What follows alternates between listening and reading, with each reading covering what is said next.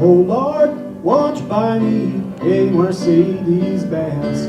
My friends all drive Porsches, I must make it Benz.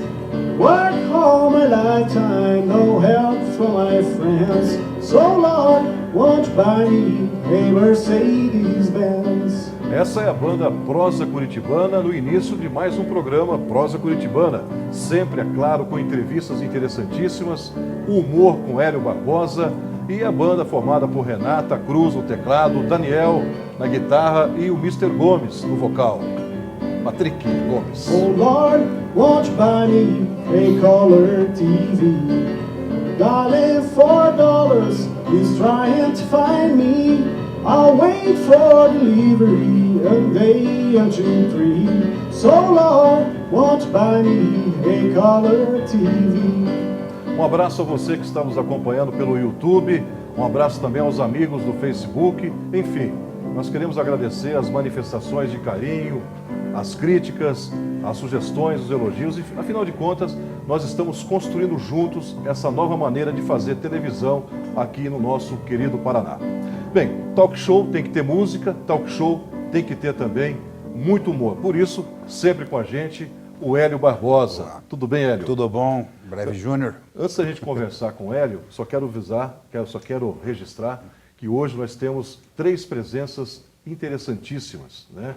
Maestro Alessandro San Jorge vai estar com a gente aqui, vai falar da sua trajetória, dos seus novos planos. O escritor Roberto Nicolato, que está lançando um livro muito bacana mesmo. E o nosso bicho do Paraná, João Lopes, que está trazendo um novo trabalho também, está aqui com a gente hoje, vai falar sobre a sua trajetória e mostrar as suas novas músicas. Mas, Hélio, eu já começo perguntando para você, você que é o nosso humorista de plantão. A piada, ela, além de engraçada, pode ser também emocionante, pode tocar o coração das pessoas? O que você pensa sobre isso? Pois olha, Breve, pode. Eu vou lhe contar uma coisa. Uma vez ouvi uma piada, eu creio até que foi o Jô Soares que contou, e eu achei, ela, ao mesmo tempo que eu tinha vontade de rir ao final da piada, ela também me tocou de uma forma, acho que porque você tem uma determinada empatia em relação ao assunto. Era um rapaz, ele trabalhava num circo, mas a única função que ele tinha era limpar o cocô do elefante. Então ele ficava numa tenda lá distante, quando o elefante se apresentava, e nesse momento ele limpava o cocô, limpava. Um dia um industrial foi assistir o espetáculo, e assim que esse industrial sai, ele avista esse rapaz lá ao longe, né, limpando o cocô do elefante, ele fica com pena do rapaz, ele se aproxima, ele diz assim, olha meu filho, eu tenho aqui um cartão, você me procure amanhã, você vai iniciar uma vaga, eu arrumo uma vaga em uma das minhas indústrias, você vai começar ganhando pelo menos $3.000 por semana. Acho que é muito melhor do que isso, não é? E o rapaz disse, olha, eu agradeço muito, mas não posso aceitar, muito obrigado. Ele falou, mas por que não? Ele disse, não, porque eu não vou largar a vida artística. Muito bem. Aí, né, a vida não deixa de ser, a vida artística, Sim, né? claro. Bem, vamos chamar o nosso primeiro convidado desse programa de hoje. Com muita alegria, convido o maestro Alessandro San Jorge. Maestro, muito bem-vindo. Boa noite.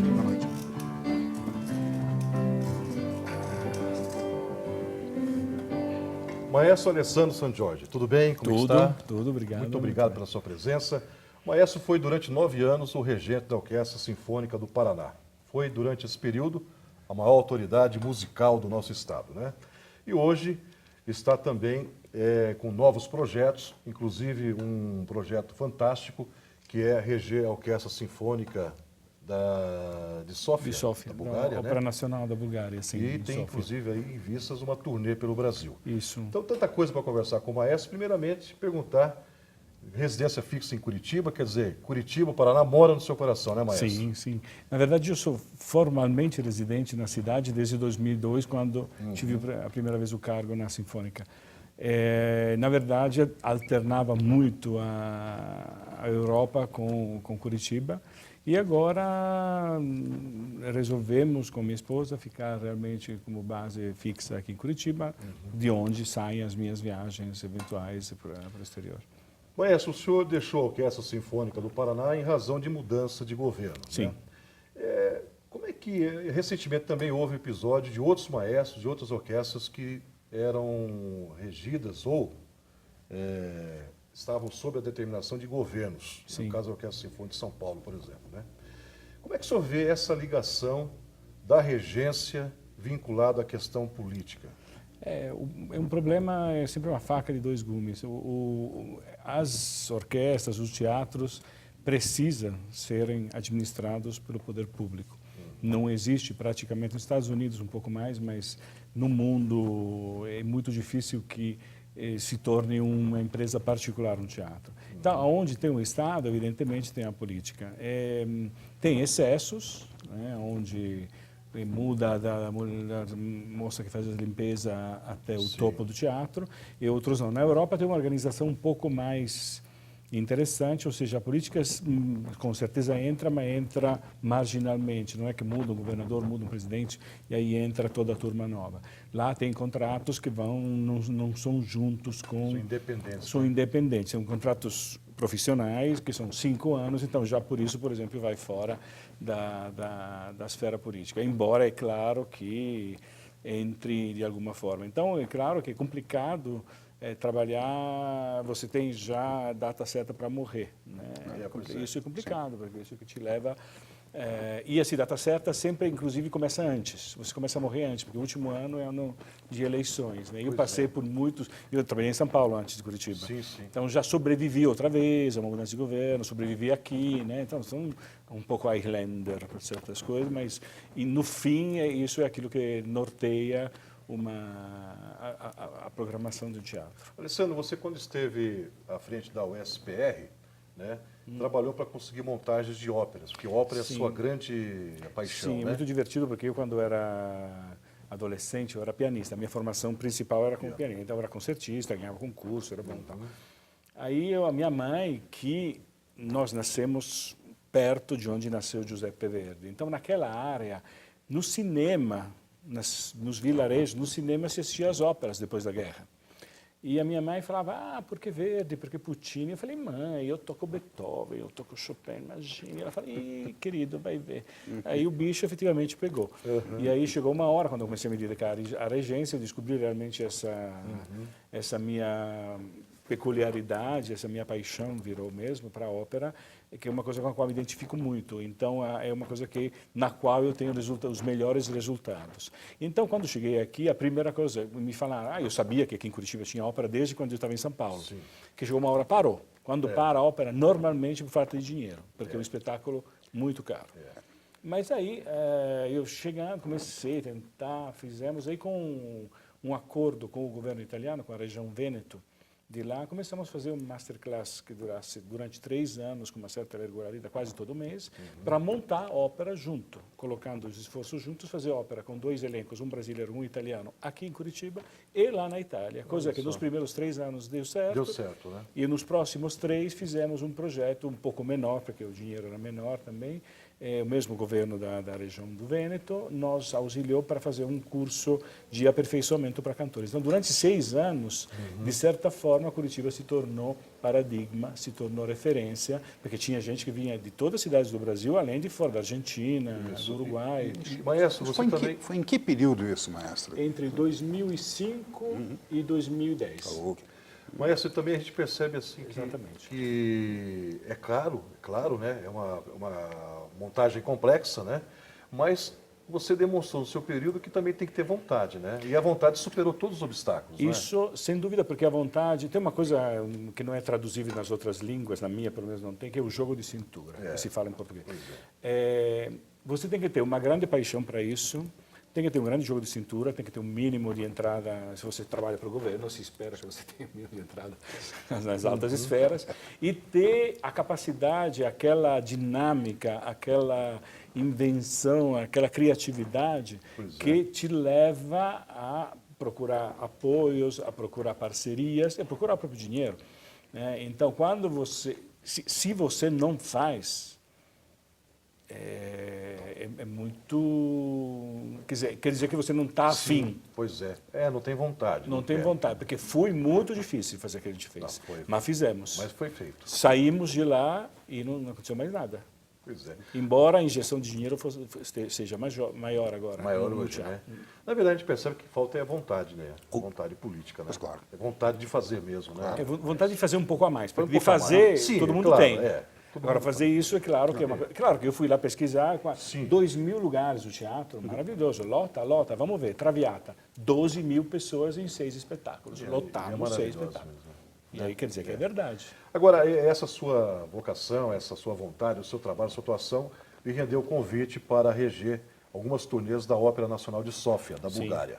E tem um planejamento aí, um projeto para 2014, uma turnê no Brasil, Alessandro. Nasceu casualmente esse meu contato com Sófia, justamente na hora que eu saí daqui, e fui meio de sopetão, porque tudo indicaria que eu ficaria, e na verdade não aconteceu. Eu descobri isso quando estava em Sófia, onde nasceu, em poucos meses nasceu um convite, eu fui para lá, fui muito bem, essa minha regi Dom Carlos lá, e fui muito bem, o diretor queria que eu ficasse como titular, até a orquestra pediu para ficar, mas aí ficamos com essa, digamos, um relacionamento profundo, mas não tão de eu morar lá. Eu quis continuar morando aqui e fiz como convidado especial, digamos. Então fiz várias turnês, a última foi no Japão agora. Eu me apresentei no Bunka-Kaikan em Tóquio, que é um dos, assim, Scala, Metropolitan, Bunka-Kaikan, é um dos 10 teatros mais importantes do mundo. Isso com a Ópera Nacional de Sófia. Eles têm um interesse com a música de Carlos Gomes. Eles já apresentaram anos atrás óperas de Carlos Gomes, já vieram em turnê no Brasil nos anos 90. Tem essa ligação, eles gostam do Carlos Gomes? Eles gostam porque Carlos Gomes, na verdade, Verdi parece que não existe documento escrito. Sim. Né? Quer dizer, dizem que Verdi disse, esse rapaz começa onde eu acabo. Interessante, né? E você Né? concorda com isso? Não é tão assim daqui para lá, mas é claro que vivendo naquela época, Carlos Gomes era um grande compositor, vivendo, se movendo em Milão, é claro que acabava absorvendo a música dele, as óperas dele, aquelas Pode 5. dizer que é verdiana? Para-verdiana, digamos, quase digamos, sim, mas é de grandíssima qualidade. Scala, ele apresentava Scala quando apresentava Verdi também. Então, era considerado já na época no mesmo patamar. Essa excursão pelo Brasil, então, a proposta é Carlos Gomes. A proposta é uma proposta de intercâmbio Quer dizer, cultural. os brasileiros não se preocupam com isso, mas os búlgaros estão querendo. É engraçado porque todo mundo fala, porque aqui não se faz ópera de Carlos Gomes, porque todo mundo se queixa. Né? Aí chega lá e falei, muito bem, então faz. Vamos fazer. Ninguém faz. Aí aconteceu, como eles tinham umas ideias, começamos a discutir títulos, e a ideia seria, a gente monta a ópera lá em Sófia, com o elenco deles, de casa, mais um elenco brasileiro, que vai sendo convidado lá. É um intercâmbio cultural. Aí tudo isso significa quase 200 pessoas, vêm para o Brasil em excursão para 5 capitais, nascendo esse tour aqui em Curitiba. 5 capitais. Sim, Curitiba seria a primeira. Curitiba, São Paulo, Rio, Belo Horizonte, Brasília. E outra, nós temos uma presidente da República que é filha de búlgaros. Bom, então ela tem que ajudar mais ainda. Não é verdade? Claro. Então está aí o recado para a presidência da República, né, para o governo do PT. Se quiserem promover a cultura, a identidade brasileira, está aí uma oportunidade como essa. Não, temos apoio também da Embaixada Brasileira. Lá eu falei com o embaixador quando estive lá. Em Sófia, nós estamos já na programação cultural deles, então tudo isso está se elevando a nível oficial, digamos, Itamaraty. Tomara que dê certo. Tomara que dê certo. Né? Eu acho que tem tudo para dar certo. Tomara. Né? O Brasil vai ganhar com isso, né? A cultura brasileira vai ganhar com isso. Talvez até o presidente Lula volte como um cantor. Já imaginou ele cantando aí a área? Seria uma ópera bufa, não é? Carlos Gomes, né? Imaginou ele cantando a área do toreador. Toreador, Agora, toreador. uma coisa que eu acho interessante também, o Alessandro reside em Curitiba, mantém a sua residência aqui, e tem também um trabalho, vamos falar de outros, mas desse que é resgatar obras de compositores clássicos do Paraná. Isso. Nós temos compositores clássicos do Paraná importantes? Então, a produção é pequena, mas nesses anos, especialmente, eu comecei a pesquisar sobre ópera, sobre o que aconteceu aqui, porque o Brasil, na época de fim do século XIX e começo do século XX, evidentemente tinha essas influências europeias com os grupos de ópera, de opereta, especialmente, que vinham para cá. E na ocasião de uma vinda desse grupo de opereta que veio para cá no começo do século XX, Augusto Stresser, que até poucos meses, um ano atrás eu achei que era só uma rua, Eu até agora eu descobri que era um intelectual, tinha várias capacidades a nível artístico, como pintor, como artista plástico, etc. Mas ele escreveu uma ópera que teve um grande sucesso na época, chamada Sidéria. Isso exatamente 101 anos atrás. Porque era Sidéria. Sidéria, que era um nome em homenagem a uma das filhas dele. Interessante. E essa ópera, o argumento é uma história da Revolução aqui no Paraná. Então, o argumento é paranaense. E ele escreveu essa ópera aqui. Um dos maestros que veio, esse Leo Kessler chamava, que veio com essa companhia de opereta, quando estava na hora de voltar, ele e uma parte da turma ficaram. E ficaram, ele era o maestro, assim, ajudou na orquestração mesmo, ou seja, em colocar na grade para os instrumentos. Assim, então, essa ópera teve um grande sucesso, teve 10 apresentações, naquele chamava-se Teatro Guaíra ainda, que é onde tinha a biblioteca, né? E depois foi feita muitas outras vezes. Então, eu comecei a pesquisar, porque pelo que se diz, pelo que está escrito, naquilo que a gente tem como pesquisar, essa foi a ópera. É mesmo. Aqui. Essa foi o realmente... ponto alto da nossa... Exatamente. Então, agora estou muito interessado, porque eu Você já estou conheceu atrás. as partituras dela? Ainda estou... Hoje recebi um e-mail para onde eu vou... Saindo Olha a daqui, expectativa. estou indo ver se efetivamente estão lá. Vamos marcar uma volta sua para depois Vamos, você para avaliar. dizer se achei. Né?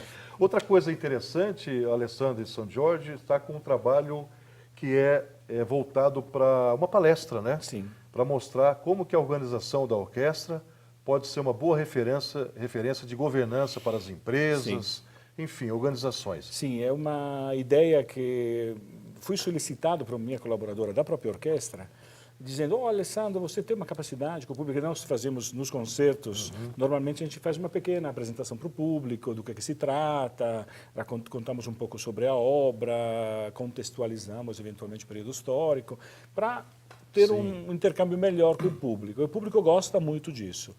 Aí ela disse, olha, você quando fala, por que você não faz uma palestra? Porque já fizemos com outros, mas estava chata, não sei o quê.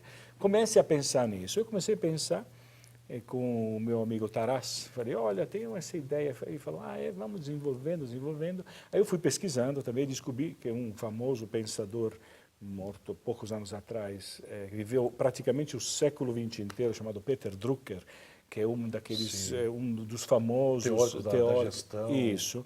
Ele, em um artigo de 88, falava justamente sobre como a gestão nova das empresas pudesse ser comparada com gestão de orquestra, porque na orquestra tem os solistas, ou seja, os especialistas de um tipo, tem os grupos, né, os vários naipes, e como isso se organiza. Então fizemos até uma prévia até agora, está dando muito certo, estou gostando muito dessa ideia. E tem data para estrear? A pré-estreia aconteceu agora semana passada e estamos preparando agora um material para apresentar para as empresas que vieram, que se interessaram. Então vai ser, acho, o mês que vem. Interessante. O Alessandro é nascido em Ferrara, na Itália, e diplomou-se, como ele já falou, em piano no Conservatório Verdi, né? Depois prosseguiu seus estudos na classe de regência e composição. Né?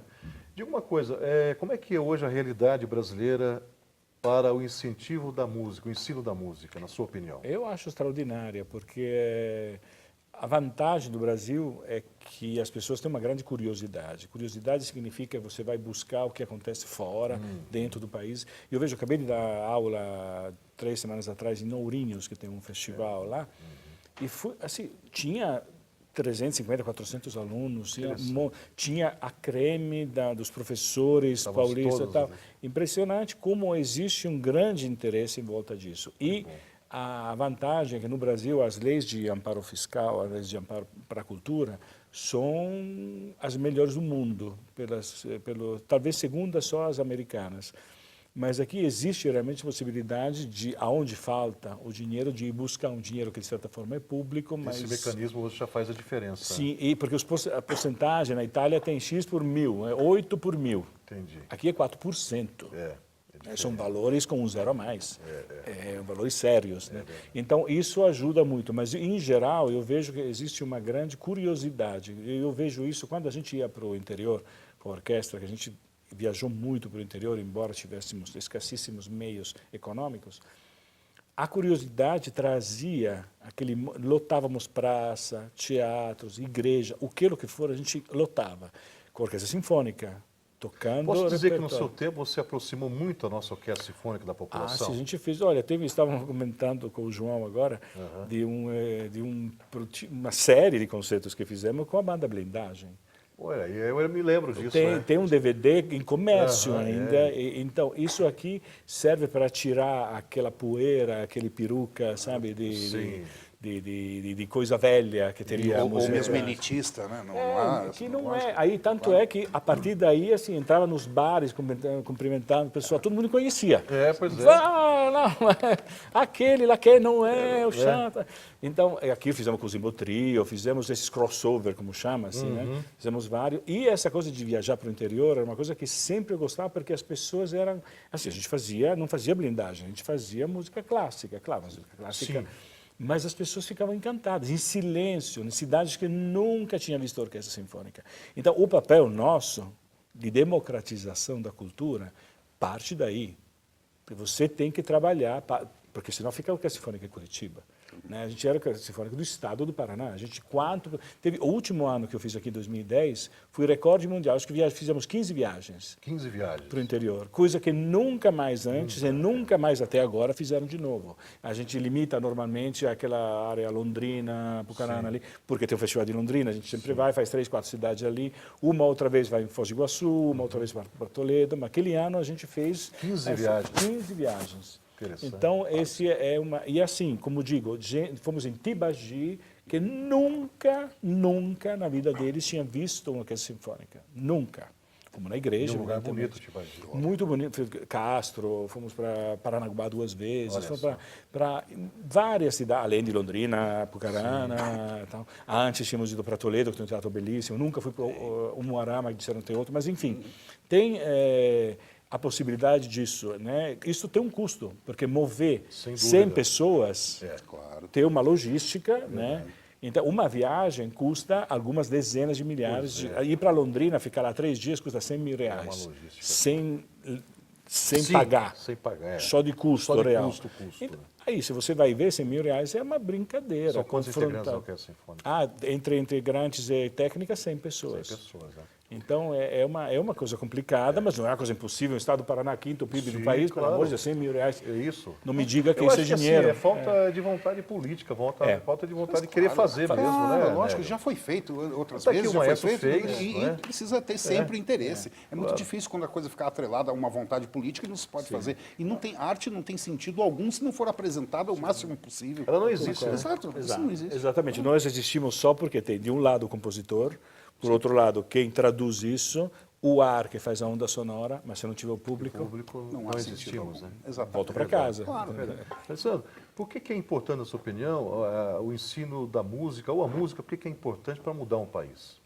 Olha, fizeram uma pesquisa, eu tenho uma grande amiga aqui em Curitiba chamada Ragnhild Borgomanero, uma pessoa que hoje tem 81 anos, que é viúva daquilo que foi o cônsul italiano nos anos 70. E desde então eles resolveram morar aqui em Curitiba. Ela é alemã, metade norueguesa, e 4 ou 5 anos atrás me mandou um artigo traduzido de Die Welt.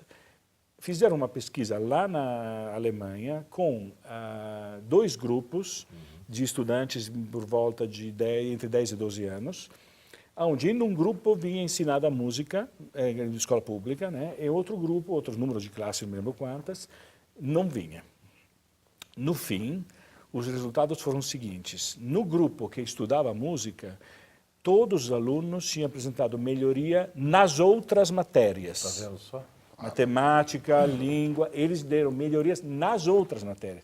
Porque a música obriga a trabalhar o lado direito do cérebro, que a gente usa menos, e esse porque é mais ligado a emoções, etc., que se usa mais para a parte artística, mas funcionando mais aquele dá algo a mais para tudo o resto, mesmo técnico e científico. Então, a minha resposta é esta. Eu fui professor desde que eu tinha contratado oficialmente, eu tinha 18 anos, como assistente da minha professora. Eu dei aula durante dezenas de anos. Na Itália. E quando teve uma época onde eu regressei à Itália de São Paulo, antes de ir para o Paraná, de 5 ou 6 anos. Nessa época eu voltei a ser professor da Escola Municipal de Música e numa cidade menor onde eu morava, fui diretor da Escola de Música. Como diretor, eu prestava serviços gratuitos para todas as escolas públicas, do jardim de infância até o colegial. E uma hora eu saí da direção, politicamente também sempre, da direção da escola, mas eu queria manter na escola, onde inclusive estudava minha filha, esse ensino, e tinha um acordo com os professores, onde pagando tipo €1 por mês, são R$2,50, R$3 Simbólico. por mês, eu conseguia dar para todas as classes um mínimo de preparo musical. Eu falei com o diretor e falei, não, por quê?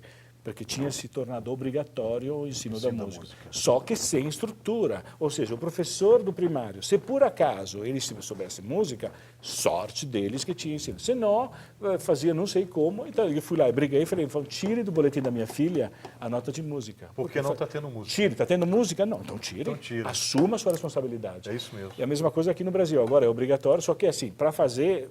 Quando você baixa uma lei, tem que ter certeza que depois tem os recursos. Nesse caso da sua filha, foi no Brasil? Não foi na Itália. Ah, minha na filha Itália, mora lá. Ah, era interessante. Não, mas estamos Então iguais, não é só o viu? Brasil, então, que é muito Olha, parecido. a né? culpa de tudo isso foi o Império Romano. Nós somos descendentes do Império Romano, né? O que se estuda em direito? Alguém estudou direito? É o direito romano. Ah, bom. Então, É isso.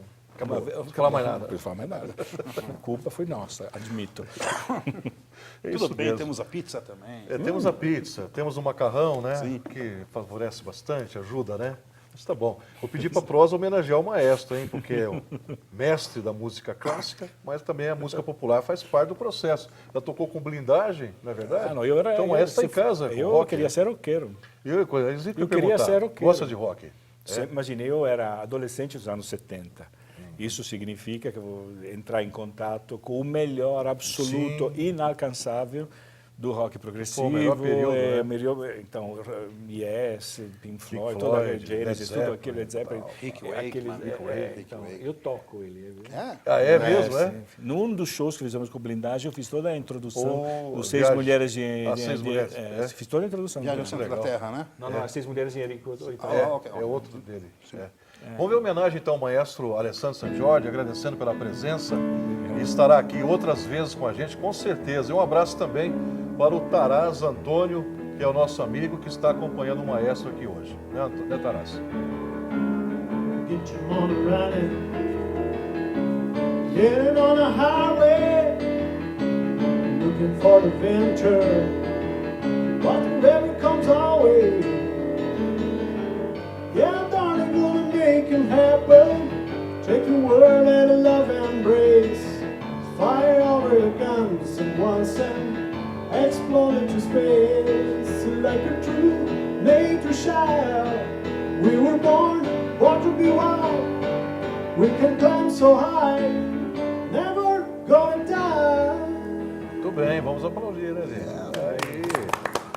Pedir para o público. Maestro Alessandro San Giorgi, muito obrigado mesmo pela sua presença.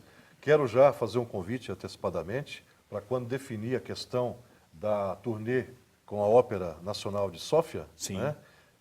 Esteja presente aqui com a voltarei com gente. prazer. O espaço é seu para a gente poder obrigado. divulgar esse trabalho. Muito obrigado pela sua presença. Muito obrigado. Né? Fiquei muito feliz com a sua Muito participação obrigado. aqui. Muito obrigado.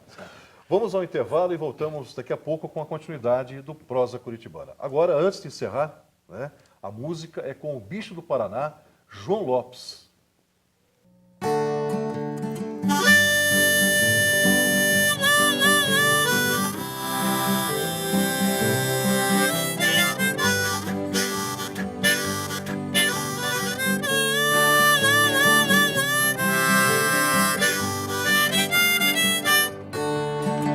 Bom mesmo é morar na roça, plantando trigo e colhendo pão. Chegar de tardezinha em casa, sanfona, um pianinho, um violão. Cantando uma canção pra chuva cair e molhar todo o nosso chão. Sentir as vibrações da mata nas vibrações do povo do sertão. Sentir na boca o sabor de coisa simples, rir à toa de satisfação. dizer pro mundo que eu vi de um passarinho e não quero a luz do coração.